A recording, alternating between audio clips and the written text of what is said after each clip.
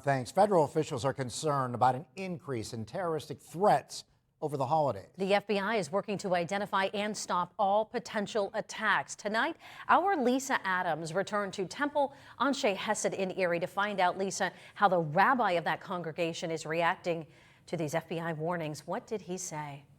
Well, good evening. The warnings during the holiday season here come at what already has been a terrible time for the Jewish community here in Erie and around the world. Instead of preparing for Hanukkah with joy, they're facing a wave of anti-Semitism as Israel fights back against the Hamas attacks that began October 7th.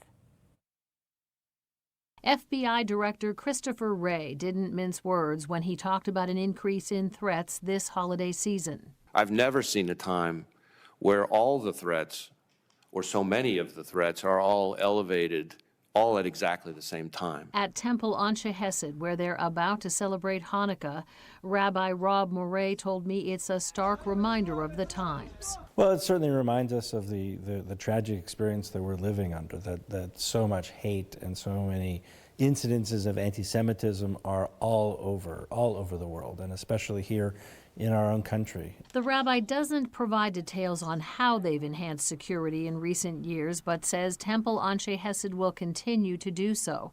And as they prepare for Hanukkah, he sees parallels in how the Maccabees fought to maintain Jewish life and worship, and the struggle underway today. We take every security precaution possible, and make sure that our people are safe while we are continuing to follow in the footsteps of the Maccabees, who, despite threats by the Greek Empire to destroy Jewish life, they continue to practice and to thrive. And I think that the message, at least one of the messages of Hanukkah, is that sometimes you have to struggle, and this is this year's struggle.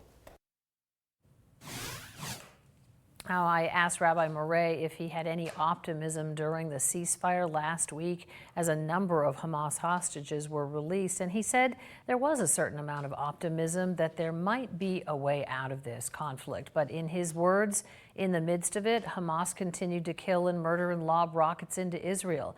And now Israel has resumed its campaign that sources say so far has killed more than 16,000 people.